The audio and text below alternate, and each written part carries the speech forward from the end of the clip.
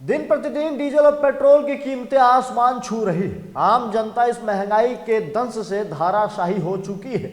लेकिन आज भी कुछ लोग कहते हैं पेट्रोल 500 रुपये भी हो जाए तो हमें कोई फर्क नहीं पड़ता। उनका मानना है दाम तो सिर्फ पेट्रोल के बढ़ रहे हैं ना। तो उन मूर्खों को बता दें कि डीजल और petrol is directly proportional to the commodities. इसका मतलब ये होता है कि अगर डीजल और पेट्रोल के दाम बढ़ते हैं तो सारी चीज़ों के दाम ऑटोमेटिकली बढ़ जाते हैं, और अगर यही डीजल और पेट्रोल के दाम घटते हैं तो सारी चीज़ों का दाम जो है घट जाते हैं। कैसे, समझिए। कोई भी सामान आप तक पहुंचने के लिए उसे एक लंबी दूरी तय करनी पड़ती है। मतलब सीधी बात करें तो फैक्ट्री से आपके घर तक पहुंचने में उसे कुछ दूरी तय करनी पड़ती है। दूरी तय करने के लिए लगता है ट्रांसपोर्ट, और ट्रांसपोर्ट में यूज होता है डीजल एंड पेट्रोल। तो अगर डीजल और पेट्रोल महंगा हुआ तो ऑटोमेटिकली सारे सामान आपके महंगे हो जाएंगे। फिर वो चाहे आपके किचन के सामान हो, आपकी पर्सनल यूज की चीजें हो, या फिर मेडिसिन हो, या फिर कुछ और हो। लेकिन ये सब कम हो सकता है अगर पेट्रोल के दाम कम हो जाए तो। और ये पेट्रोल के दाम एक झटके में कम हो सकते हैं। कैसे, आज आपको पूरी बात बताएंगे, पूरी खबर दिखाएंगे। लेकिन उससे पहले आप सभी को नमस्कार, सत श्री अकाल, सलाम। मैं हूं अमरीश श्रीवास्तव और आप देख रहे हैं नेटवर्क 24। स्वागत है आप सभी का हमारे खास कार्यक्रम स्पेशल रिपोर्ट।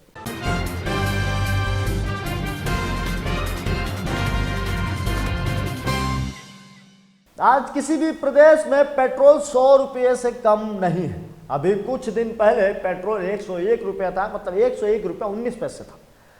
कैसे था आपको समझाते हैं। इसमें पेट्रोल का असली कीमत, जिसे आप बेस प्राइस बोल सकते हैं, वो था 40 रुपये, 40 पे कुछ पैसे था। इसमें ट्रांसपोर्ट यानी माल भाड़ा लगता है तकरीबन 32 पैसे प्रति लीटर। इसमें एक्साइज ड्यूटी जो लगती है वो होती है 32 रुपये 90 पैसा। इसमें वैट भी लगता है जो सरकार, प्रदेश सरकार वसूलती है, वो होता है 23 रुपये 35 पैसा। इसमें डीलर का कमीशन भी होता है जो तकरीबन 3 रुपये 84 पैसे के आसपास होता है। अगर आप इन सबको जोड़ते हैं तो ये होता है 101 रुपये 19 पैसे। आप देख सकते हैं आपके स्क्रीन पर चल रहा है।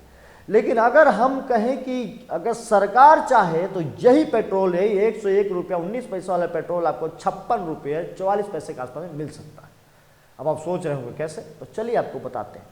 बीते दिनों सरकार ने जीएसटी लागू किया था, पर पेट्रोल और डीजल को जीएसटी के दायरे से बाहर रखी थी सरकार ने। अगर पेट्रोल और डीजल को जीएसटी के दायरे में रख दी जाए तो आइए देखते हैं क्या होगा। ये वही 101 रुपये वाला पेट्रोल जीएसटी लगने के बाद कितने का मिलेगा। तो भाई साहब क्या था, बेस प्राइस था आपका 40 रुपये, ये सेम रहेगा। माल भाड़ा था 32 पैसे, जो सेम रहेगा। लेकिन हाँ, एक्साइज ड्यूटी और वैट जो लग रहा था वो दोनों समाप्त हो जाएगा, क्योंकि जीएसटी का मतलब ही यही है। जीएसटी का मतलब है सिर्फ एक ही टैक्स लगेगा, वो होता है जीएसटी। और जीएसटी 5% से लेकर 28% तक मैक्सिमम है। अगर पेट्रोल का हम 28% मैक्सिमम स्लैब में भी रखते हैं तो टैक्स पड़ेगा तकरीबन 11 रुपये 50 पैसे, 11.5 रुपये टैक्स पड़ेगा। अब एक बार हम फिर से सबको जोड़ते हैं तो ये कुल होता है 56 रुपये 44 पैसे।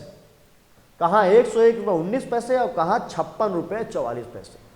तो मतलब साफ है कि सरकार ही नहीं चाहती है कि महंगाई कम हो। हम और आप चाहे लाख सर पीटें, सरकार महंगाई कम नहीं करना चाहती है। अगर सरकार महंगाई कम करना चाहे तो डीजल और पेट्रोल को जीएसटी के दायरे में अगर ला दे तो महंगाई बिल्कुल कम हो सकती है। आपका क्या मानना है कमेंट करके हमें जरूर बताएं। अपना प्यार और आशीर्वाद देने के लिए हमारे चैनल को सब्सक्राइब करें और देश विदेश प्रदेश की सारी खबरें पढ़ने का लॉगिन करें वेब पोर्टल www.network24news.com या फिर www.network24news.in।